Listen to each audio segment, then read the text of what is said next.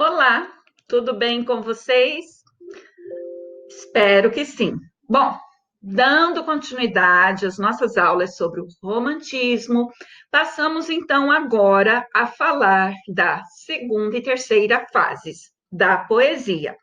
Então, se a primeira fase falava sobre a poesia indianista, a segunda e a terceira fases vão falar, respectivamente, sobre o mal do século e o condoreirismo. Para isso, se vocês derem uma olhadinha, né, com atenção, uma lidinha no capítulo, no texto motivacional, vocês vão ver então que o material de vocês ele aborda uma minissérie, né, que trata de um triângulo amoroso, não é isso? Então, olha só que legal, né? Nós temos então o famoso triângulo amoroso da literatura, uma menina idealizada, uma mulher angelical idealizada, um mocinho, um herói problemático e uma mocinha, né, obsessiva, louca, tá certo? O amor obsessivo. E assim, então, nós damos entrada, as boas-vindas ao nosso romantismo, a segunda geração. Então, essa geração, ela vai ser conhecida como a geração ultrarromântica. Por quê? Ultra, né, é algo além, né, que vai além do romantismo, que transcende. Então, quando eu penso nesse romantismo, eu vou pensar nessa geração, dessa segunda geração, como a geração totalmente desinteressada pelos aspectos políticos, econômicos, pelos rumos que o país toma, tá certo? Eles são jovens totalmente desinteressados, são jovens pessimistas, ok? Vamos dizer assim, a questão não é ser introspectivo, é ser mal-humorado, pessimista, tá certo? E como uma atitude de protesto perante a vida, que não é do jeito que eles querem, né? É um protesto contra o mundo burguês, então eles adotam aquela postura blasé, entediada, sentados esperando a morte chegar, tá certo? É uma juventude, então, que é chamada de geração perdida, porque é uma geração que tem um profundo sentimento de inadequação em relação à realidade, tá certo? Então, assim, no plano pessoal, particular, eles levam uma vida totalmente desregrada. De um lado, né, eles estão assim divididos. De um lado, eles se dedicam aos estudos, né, vão à faculdade, cursam direito, engenharia, medicina, tá? E de um outro lado, eles se entregam assim deliberadamente, se jogam para o ócio, os casos amorosos, bebedeira, promiscuidade, se envolvem em brigas, tá? Jogatinas, casas de prostituição, frequentam casas de prostituição, as casas de ópio e, né, ainda tem a questão da leitura dos autores que influenciavam essa geração. E esses autores, no caso que os influenciavam, não são assim, é uma questão só de influência de estilo, mas é influência de comportamento. E aí você deve lembrar que o romantismo, então, ele nos conduz a três, né, influências europeias, a inglesa, a francesa e a alemã. Nós temos o Alfred Musset, né, que se você para ver aqui, amo e quero empalidecer, amo e quero sofrer, amo e por um beijo eu daria o meu gênio, amo e quero sentir em minhas faces magras correr uma fonte impossível de estancar. Gente, hello, quanto drama, né? Ai, esse moço, acho que é pegajoso.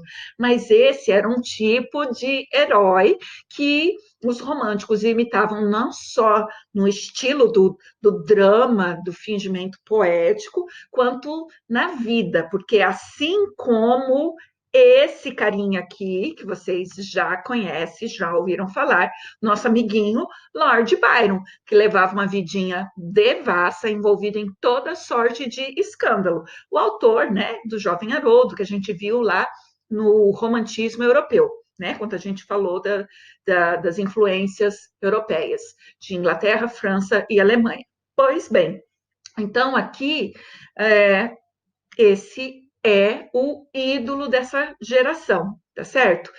Tem aquele poema, né? Uma taça feita em um crânio humano que gerou um bafafá.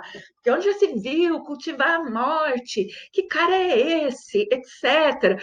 Então, esses jovens, né, da segunda geração, o Byron era assim, né, ligado a essa segunda geração. Eles eram conhecidos como a geração perdida.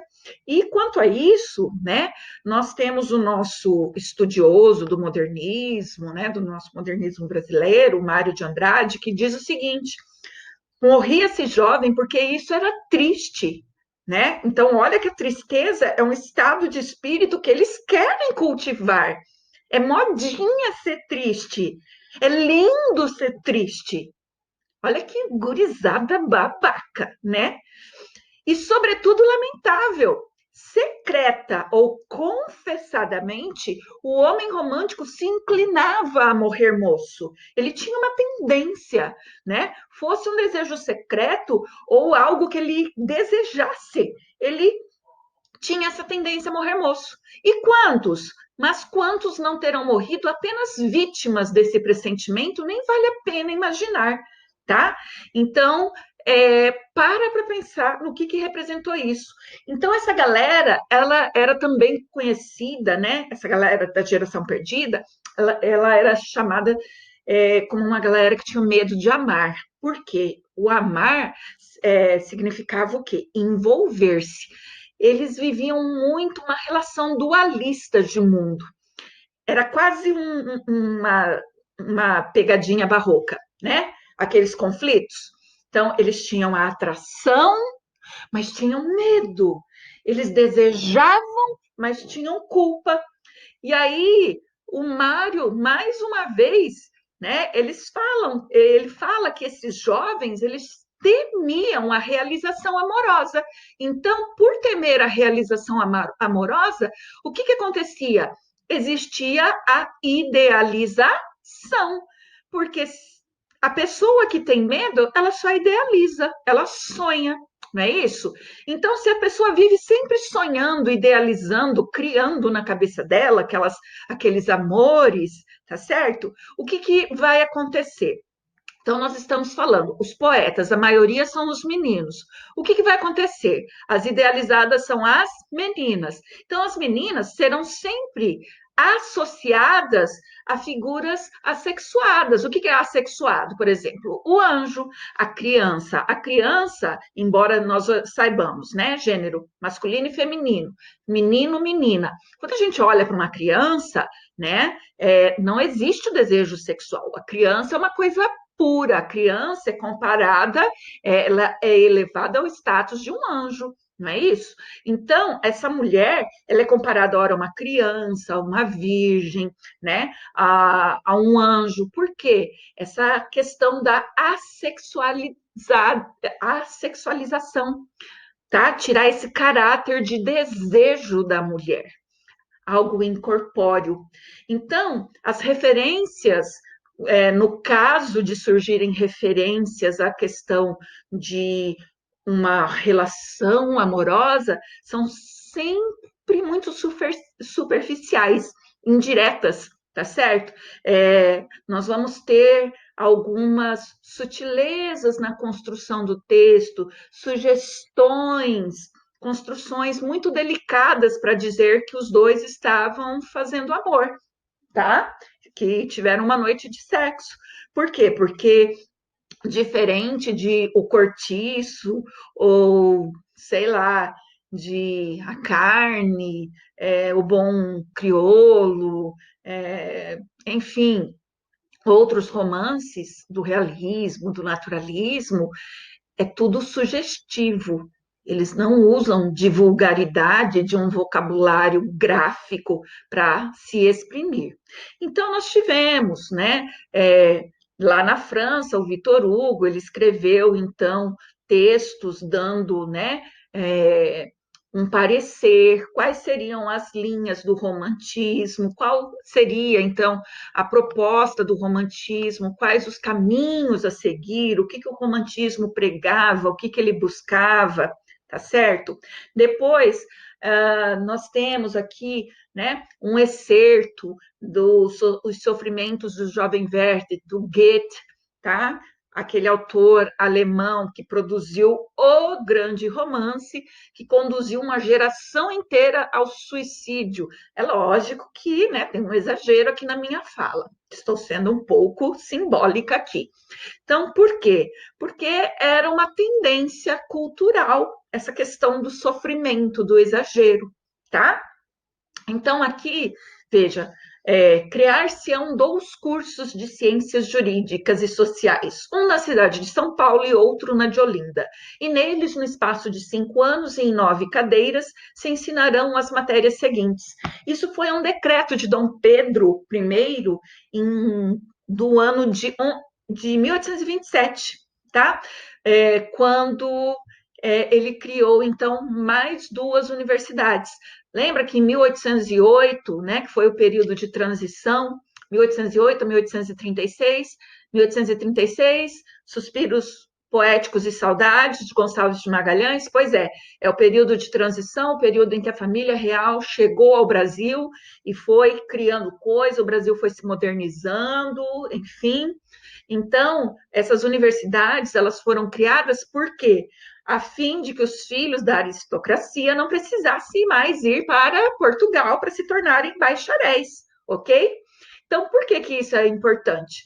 Porque é nesse cenário que a vida acontece, porque agora o Brasil está em franca expansão, tá?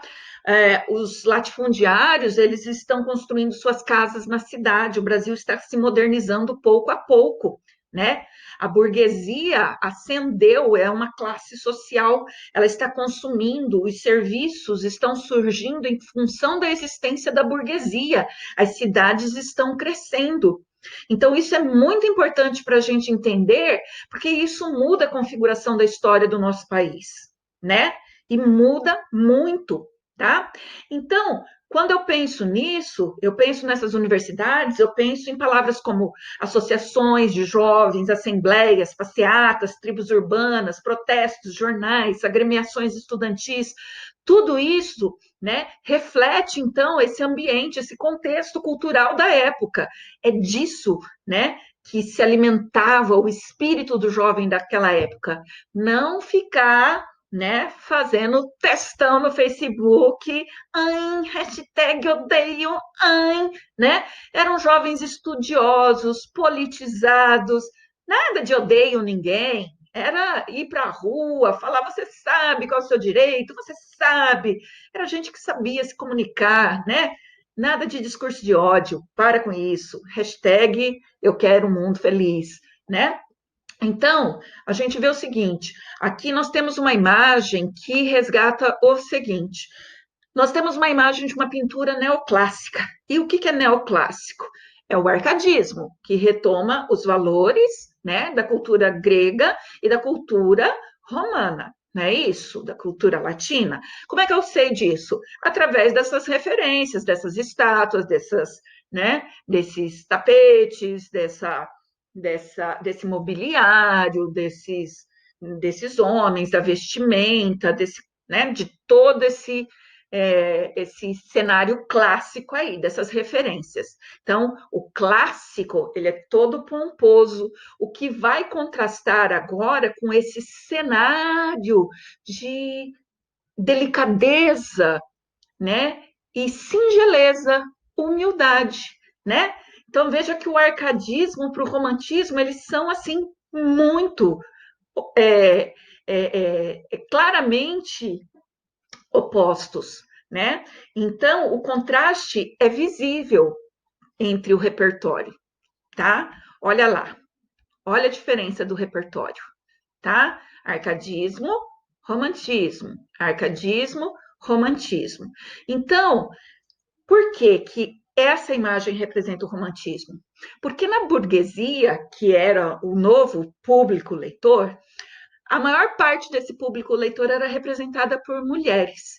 E a maior parte dessa leitura era feita de quê? De romances que tratavam de aventuras amorosas, de mocinhos e mocinhas, né, em situações de um amor impossível, em que tudo acabava bem, ou então vinha a morte, dava um fim a tudo para eles serem felizes lá no além, ou então aqueles livros de poesia, tá certo? Então é a mulher que compõe esse perfil de público leitor da época, tá? E é uma literatura, sim, voltada para um público médio, não era aquela literatura exigente para um leitor exigente, tá, gente? Porque a burguesia, ela está começando a se instruir. Aqui, nessa imagem, nós já temos, então, olha o nome, o leitor de breviário amanhã. Então, o que é breviário? Um livrinho de orações, né? Um livrinho sagrado, um livrinho religioso. Então, aqui, veja bem, onde que ele está lendo isso? Ele está lendo num navio em alto mar, em meio a uma tempestade? Não. Ele está lendo um livro né, de espiritualidade, da religião dele, num ambiente pacífico, num ambiente calmo, iluminado, harmonioso. Qual que é a referência disso, pessoal? A referência nos sinaliza o quê? Né? Que a palavra divina, ela está de acordo com o quê? Né? Com a natureza, que os ensinamentos de Deus e a natureza estão em harmonia, Criador, né? E a sua criação. Então, assim, a perfeição, né? Agora, aqui, em relação aos cavalos e ao ser humano, ao animal superior e ao animal inferior. Veja que esses cavalos, eles estão em confronto. Pá! Eles se zangaram e eles estão, né, se atacando. Qual é a ideia? Aí ali, né, mais embaixo na tela, o que a gente observa? Os homens tentando apartar. Então, se você olha para essa imagem, o que você percebe? Gente, é muito simples. Olha o tamanho desses cavalos e o tamanho desses homens. Esses cavalos, eles são gigantes perto desses homens. Logo, o que eu entendo? Hã? Eu entendo que existe né, uma oposição, uma tensão entre o porte, né, entre esses cavalos serem portentosos e esse ser humano ser ínfimo, diminuto, entre o cavalo ser vigoroso e o homem ser uma criatura impotente perto desse cavalo, né? Então, é o destaque, né, que nos traz justamente essa ideia de que o ser humano é uma criatura impotente diante das forças da natureza, porque o cavalo é uma força da natureza, tá? Ele, tá? Ele é uma força da natureza, ele é uma criatura, tá ok? Nós temos ainda, gente, eu tô passando nessas imagens porque ajuda você a guardar, né? Aqui, Albert Bierstadt, né? É um pintor prussiano que viveu nos Estados Unidos, ele pintou essa paisagem aí que destaca os nativos norte-americanos. Então, cenários que tratam da cultura, né, de povos, das suas paisagens, também foram muito apreciados, né, pelos românticos, sobretudo ali na primeira geração. Aqui, essa outra imagem, a gente tem assim a composição de elementos que gera assim uma sensação de que a gente está dentro, né? A gente pode se ver dentro dessa cena, imaginar. Você tem um navio que sobrou, né? Que está ali preso em meio a essa placa de gelo. É o naufrágio de um navio, né? O mar de gelo. Então, o que a gente percebe? Mais uma vez, a grandiosidade dessa paisagem, né? Em comparação com o quê? Com a fragilidade humana, porque olha ali o pedacinho, né? do barco, do navio que naufragou e olha a vastidão do mar de gelo. Ou seja, nós somos muito pequenos perante a grandiosidade da natureza. Ponto. Ponto. Ponha isso na sua cabeça, ser humano. Você não é nada. Tá certo? Então, quando a gente fala agora sobre o plano literário, o que a gente vai entender? Essa geração do mal do século é uma geração totalmente pessimista, deprimida e, como tal, totalmente decadente. O que é decadente? Gente drogada, gente alcoolizada, né? Gente viciada, mas isso não porque a pessoa ela tem, né? Isso como uma deficiência, como uma doença que precisa ser tratada. Isso decadente como uma pessoa que vai atrás disso, tá certo? É uma pessoa que vai atrás do vício, uma pessoa que vai atrás da bebida, porque ela poderia ter feito outras escolhas, mas ela escolheu ir beber, ela escolheu ir se drogar, né? Então, não é uma pessoa que nasceu com, né, com uma doença, ela já veio de um quadro. Então, a gente tem um jovem que ele vai lá experimentar um barato e aí ele começa a ir, né? E continua indo. Ele fala: opa, isso daí é um atraso de vida, não vou não, né? Não vou não. Então, esses jovens, eles se entregam a esses prazeres mundanos, a esses prazeres baratos e não estão afim, não estão afim de voltar, tá certo? E depois vão ficar culpando o mundo ainda por cima. Ai, o mundo me fez assim, ai, né? Mimimi, conhece, né? Então, esses jovens ultrarromânticos, eles são assim, o texto é altamente subjetivo, egocêntrico, é aquela pessoa que sofre e acha que todo mundo tem que sofrer junto com ela, tá certo? Então, vamos lá. Existe aí uma sondagenzinha interior muito suave, o que já vai preparar, né, terreno para a sondagem lá do romantismo. E aí a gente vai falar então do Álvares de Azevedo, que é o principal expoente desse movimento do ultrarromantismo, tá certo? O Álvares de Azevedo, ele nasceu em 1831, né? Morreu em 1852, morreu aos 21 anos de idade. Ele estava no quinto ano de direito quando ele sofreu um acidente, né? Teve uma queda de cavalo, literalmente caiu do cavalo, e ele teve complicações dessa queda de cavalo. Nós estamos falando de um momento em que a medicina não dava conta de nem, né? Mal dava conta de uma queda de cavalo com complicação. E aí ele foi adoecendo e os médicos o desenganaram, né? E essas complicações, então, o mataram antes dele completar 21 anos de idade. Então, assim, ele é o autor de Noite na Taverna, o livro, né? Um único livro de poesia. Então, ele tem poesia, prosa, teatro. Agora, o que a gente observa? A obra dele tem um quê de irregularidade, né? Ele tem, no total, 7 livros, discursos e cartas, tá? Em apenas 4 anos, ele escreveu tudo, tá? Então, em 4 anos, a pessoa escreve toda a obra da vida dela, o que dá um caráter de irregularidade, mas no conjunto trata então de algo de uma grande evolução, né, no conjunto da obra.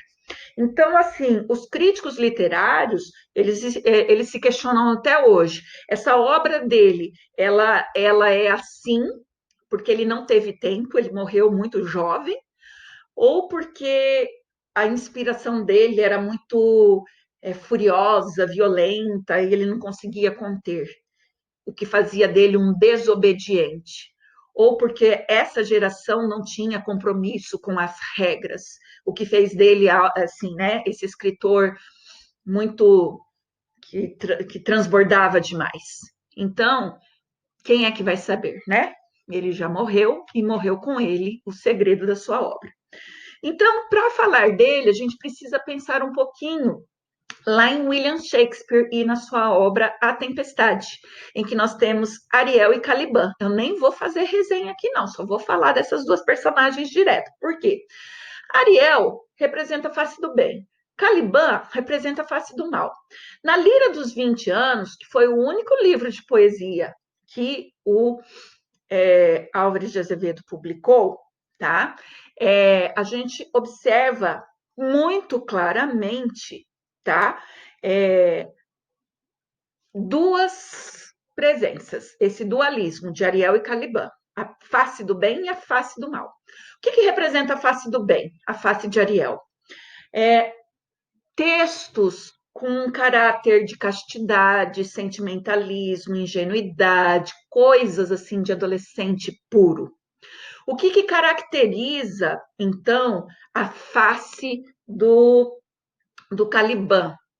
A ironia, a linha da orgia, né? A sátira, a ironia levada às últimas consequências, fazendo com que os textos ganhem um caráter antirromântico, as citações satânicas, né? Então, esse é um livro que a primeira e a terceira parte, elas representariam essa versão de Ariel, a face do bem, e o meio do livro, a segunda parte, a face do mal, tá certo? Então, você tem o mais romântico dos artistas, né? Superando todo o romantismo, ao mesmo tempo sendo o mais antirromântico de todos os artistas, tá? Na mesma obra. É mole o que mais? É muita coisa, né, gente? Vocês vão de convir. Aí aqui alguns textos dele. E agora vamos falar do nosso representante da terceira fase, né? Que esse capítulo 11 do livro 3 só trouxe esses dois. A segunda geração, ó, assim de gente. Eu tinha, né, o slide preparado, eu tinha gravado a aula quando eu percebi, né? Então, aqui o condor é considerada a ave de maior envergadura, né? De uma ponta a outra da asa são mais de 2 metros. Então, é um bicho enorme, é da família do urubu, tá? A praça é do povo como o céu é do condor, é o antro onde a liberdade cria águias em seu calor. Castro Alves, O Povo ao Poder, ele escreveu um poema por ocasião de uma repressão policial que aconteceu lá na Bahia, né? Prenderam um jornalista e ele só tinha 17 anos de idade, tá certo? E então, na realidade, ele estava na Bahia, não, em Recife, tá? Ele sempre foi militante, né? Republicano, abolicionista. E aí, então, a polícia, num comício, né, prendeu um jornalista paraibano, e aí ele não aguentou, né? Tudo, ele se inflamava demais, e aí, para não arrastar a plaquinha, o que ele fez? Ele escreveu O Povo ao Poder. Quando nas praças se eleva do povo a sublime voz, um raio ilumina a treva, o Cristo assombra o algoz.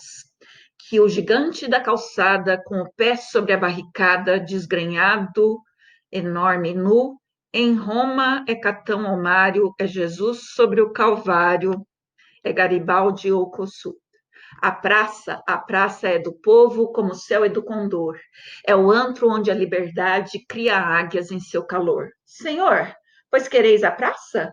Desgraçada populaça, só tem a rua de seu. Ninguém vos rouba os castelos. Tendes palácios tão belos, deixai a terra ao anteu. E aí ele vai falando, falando, é muito lindo, procurem ler.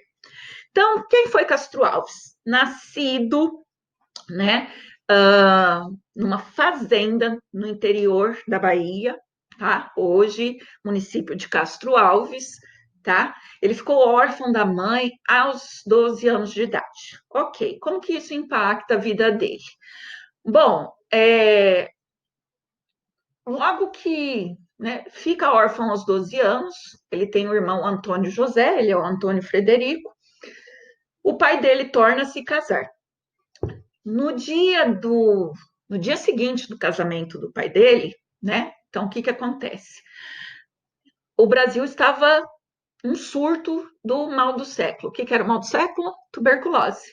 O pai dele embarca o Antônio Frederico e o Antônio José para onde? Para Recife, com medo dos filhos, então, terem, né, serem acometidos da tuberculose.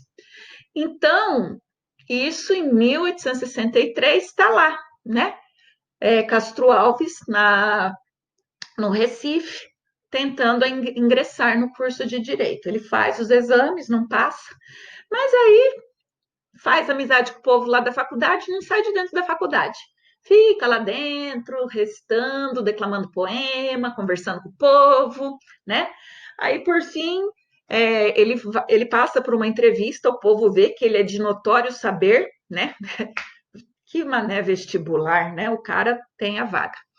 Então, naquele mesmo ano, ele acaba, né, conhecendo a atriz Eugênia Câmara, que era um pouquinho mais velha que ele, e ele vai ter um relacionamento amoroso com ela, tá? E olha só, o pai embarca, né, o Castro Alves e o irmão dele para lá para os filhos não terem tuberculose, mas não teve jeito. Castro Alves naquele mesmo ano manifestou a tuberculose. Então, em 64, ele se matricula na faculdade de Direito e já nesse ano seguinte o irmão dele se suicida. Silvia, por quê? Não sei, meus amores, não sei, né? O suicídio, né? O assassinato de si mesmo, a pessoa ter coragem de, né? Liquidar com sua própria vida, são motivos de, né? De força maior, né? Só a pessoa e Deus para saber.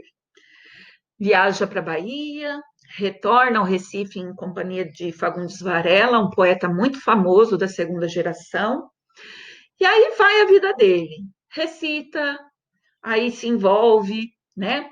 É, ele se inscreve, né, como voluntário para a Guerra do Paraguai. Ele era muito engajado politicamente, tá? Aí ele vai para Salvador na companhia do Fagundes Varela.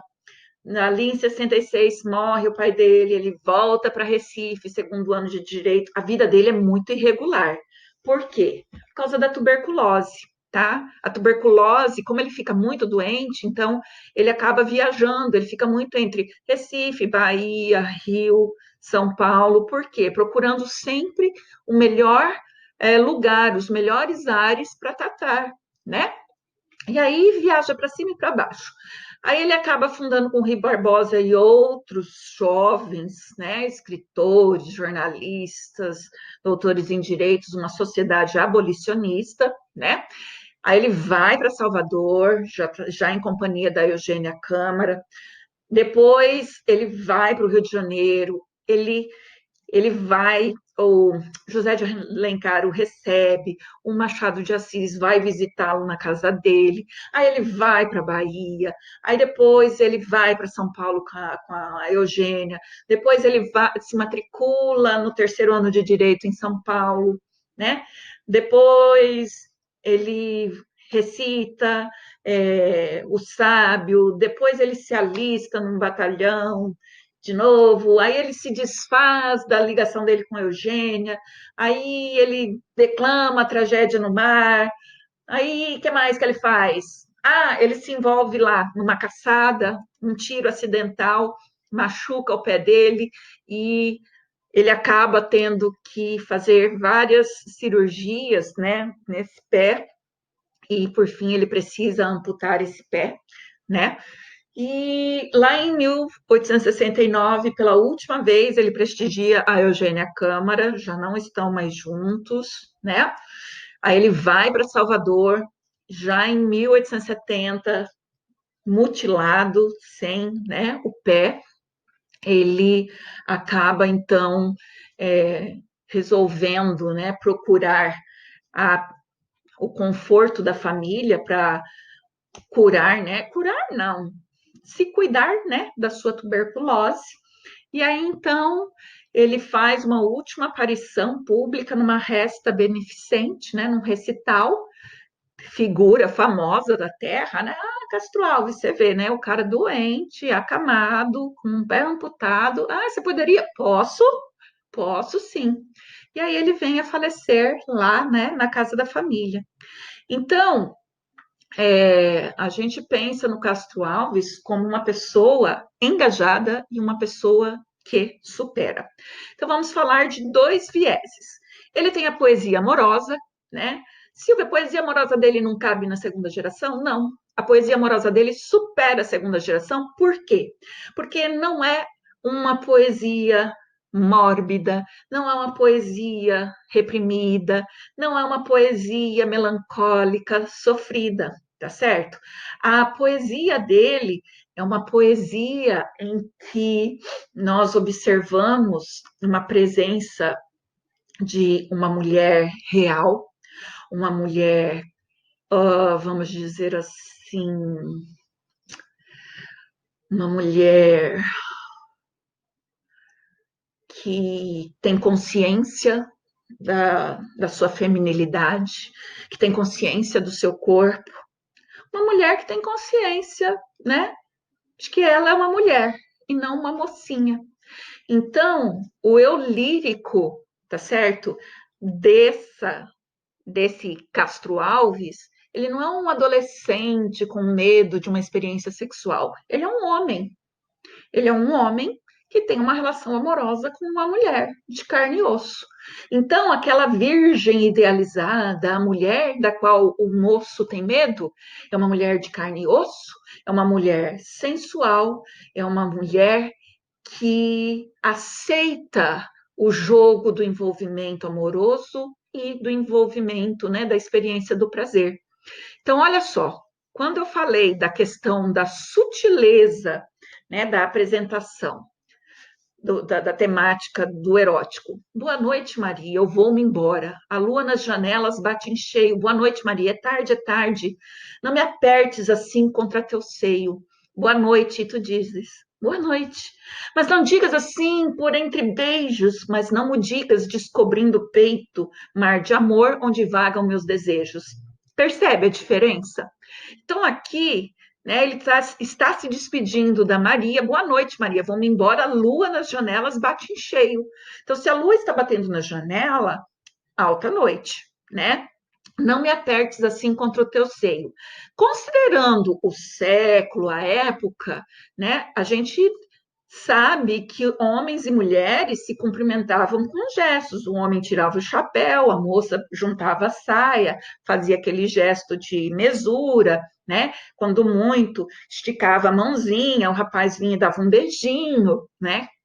Então, para você ver assim, não me apertes contra o teu seio, a gente está falando de abraço. Abraço é intimidade, é corpo contra corpo. Então, isso, para a época, contextualizava o quê? Dois corpos juntos, nós estamos falando de uma relação sexual, de pessoas que têm intimidade sexual. Boa noite, e tu dizes boa noite, mas não me digas assim por entre beijos. Falar, né? Amantes que estão se beijando, o beijo só é citado na literatura desse período quando eu estou falando de amantes, né? De uma relação aberta. Porque o beijo, ele é citado assim, beijinho no rosto, beijinho na testa. O beijo, beijo na boca é erótico para a época, tá? Não me digas descobrindo o peito. Descobrindo o peito é tirando o roupão, né? É abrindo a camisola. Então, se ela está abrindo a camisola, ela está se insinuando sexualmente. Então, a mulher que está fazendo isso é uma mulher que tem consciência sexual, é uma mulher que tem consciência do seu corpo, é uma mulher ativa, é uma mulher sensual, é uma mulher que participa do jogo, né, da relação homem-mulher, consciente dos seus desejos. Entende a diferença da virgem idealizada da segunda geração e da mulher? Então, é só por isso que essa mulher da poesia romântica do Castro Alves não pode ser comparada com a mulher da segunda geração. Tudo bem? E depois, então, nós olhamos aqui para essa imagem que nos lembra, então, tá? Da condição do negro desse Brasil do Castro Alves, o né? O príncipe dos poetas. Então, nessa aquarela do Debré, aqui eu apliquei um filtro, tá? A colorização está diferente da tela, né, da pintura real. Então, diferentemente, né, nós temos dois elementos, o índio e o negro. O índio era nosso, já estava aqui, né? Porém, o índio ele foi elevado ao status de herói, tá certo? Ao índio foram atribuídas características do herói medieval.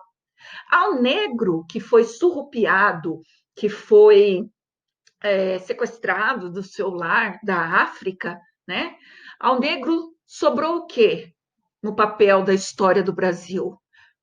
A submissão, né? A submissão, a aniquilação da sua identidade. E isso a gente vê muito claramente no modo como esse negro é retratado, porque o Debré ele foi contratado, né, pelo rei para ser o pintor, para ser o professor da Academia, né, Real de Belas Artes aqui no Brasil, e também para ser o pintor oficial. Então, isso aqui é uma pintura oficial da época. Essas gargalheiras, né, essas correntes aí, tá? Então, isso serve para mostrar como o nosso negro vivia. Triste isso, né? Muito triste. Então, a gente vê que Castro Alves, ele vai colocar o seu texto, né, a serviço, tá, da libertação dos escravos. Por isso que a sua poesia, ela é classificada de poesia da terceira fase, porque é a poesia de consciência, né, da libertação, do que representa a escravidão do ser humano. Mais do que falar, né? O que é escravizar o outro? Só porque ele é negro? Porque existiam teorias que alguém falou que uma pessoa com uma cor de pele diferente da minha, uma pessoa diferente de mim, ela é inferior a mim? Enfim, seja lá o que foi falado, né? Mas aí o próprio Castro Alves ele foi muito além do que a gente está acostumado a estudar, tá? Porque a gente vai observar que essa poesia dele, de consciência crítica abolicionista, entre outras coisas, ele vai utilizar a própria natureza para confrontar a condição do negro que é traficado nos navios negreiros e da condição de servidão, tá certo? Então, o nosso poeta dos escravos, um príncipe, né? O príncipe dos poetas, na realidade, foi Olavo Bilac. Ele é o nosso poeta dos escravos, mas não deixa de ser um príncipe, tá? Fez com que o negro fosse o protagonista da sua poesia, tá? Ele tem a sua poesia romântica com a mulher, né? A mulher no seu tema, mas o grande protagonista da sua poesia é o negro, porque ele era, antes de tudo, um homem muito engajado e politizado. Então, sendo essa pessoa politizada, atenta às mudanças do mundo, ele era um combatente das injustiças. E por isso, então, ele tomou para si a responsabilidade, né, de engajar-se na luta pela abolição. E aí a poesia dele, então, tem essa discussão, comover para persuadir. E como que vai acontecer isso? Comover para persuadir. Como é que você vai produzir um texto para comover, para persuadir? Então, influenciado pelo, né, Vitor Hugo, que a gente conhece lá de Os Miseráveis, ele vai sensibilizar você, leitor, para as questões do trabalho escravo, com base numa argumentação construída, tá? Com uma riqueza de detalhes e com muita figura de linguagem. É um uso abundante de figura de linguagem. Impressionante. Metáforas grandiosas, comparações gigantescas, antíteses, apóstrofes, hipérboles. Silvia, apóstrofe tá? Então, ele se dirige a Deus Ele usa a natureza como pano de fundo. Então, lembra daquele papel da catarse, a função catártica da arte? Pois bem, ele se vale dessa função. Então, através da comoção, buscando mexer com a sua emoção, ele quer comover você para te convencer de que escravidão não, tá certo? E ele faz isso através de quê? Através da oratória. Por isso, ele vai para as praças e declama, declama, declama. É uma outra qualidade dele. E se ele vai usar a oratória a seu favor, é lógico que esses textos eles precisam ser perfeitos. Ele era perfeito, tá? Então, olha só. Aqui você tem Deus, ó Deus, né? Onde estás que não respondes? Isso aqui é o tal do apóstrofe, que em gramática nós chamamos de quê? De vocativo. Há 2000 anos mandei meu grito. O que é isso? Exagero, hipérbole, tá certo? E aí, você vai vendo, ele vai usando referências. Qual prometeu tu me amarraste um dia? Então, aí ele vai usando referência mitológica, ele usa referência bíblica, ele usa referência da história. Cara, ele é gigante, ele é de um saber gigante. Gente, esse poema é um must read, tá certo? É um must read. Ele é altamente vibrante e é um poema que, olha, se esse poema pudesse resolver o problema da escravidão, teria resolvido, gente, porque é uma das coisas mais lindas de toda a poesia que se tem notícia, tá certo? Então, aqui fica a dica, né, da diferença entre o apóstrofo, que é um sinal utilizado na escrita, e apóstrofe, que é aquela figura de linguagem que gramaticalmente é conhecida como vocativo, tudo bem? E aqui a divisão de o navio negreiro, né? Vozes da África. Então, no canto 1, descrição do cenário, canto 2, elogio aos marinheiros, canto 3, horror, visão do navio negreiro, tá? Em oposição ao belo cenário, canto 4, 5, 6. Então, a gente vai ver esse poema. Se você quer dizer que você tem uma cultura clássica erudita, você tem que ler esse poema. Se você quer falar que você conhece alguma coisa sobre a consciência negra, você tem que ler esse poema. Minimamente, minimamente. Se você quer dizer que você conhece alguma coisa de literatura sobre consciência negra, tem que ler esse poema, tá? E entre outras coisas, tá? Fica aqui então a dica de 2 filmes para vocês, tá? O Amazing Grace, que fala de um político da Inglaterra que forçou, né? Que foi vamos dizer assim, o cara que deu início ao movimento abolicionista na Inglaterra, né? Então, ele. Gente, esse filme é fantástico. Nem que eu passasse toda a resenha aqui para vocês, tá? Ele é um dos filmes mais sensacionais que eu já vi em toda a minha vida. Tem muito filme bom, mas esse mostra os bastidores, né, da Inglaterra abolicionista. Sensacional, tá? E que mais? Temos também o filme A Amistad. Esse também é um outro filme, não é só para ser culturete, é para criação de consciência, tá certo? Então, fica aqui, né? O meu abraço, um desejo de bons estudos e não esqueçam de fazer, tá? As tarefas, o agora é com você, as tarefas de sala e encaminhar no e-mail para mim. Beijos, fiquem com Deus, até a próxima.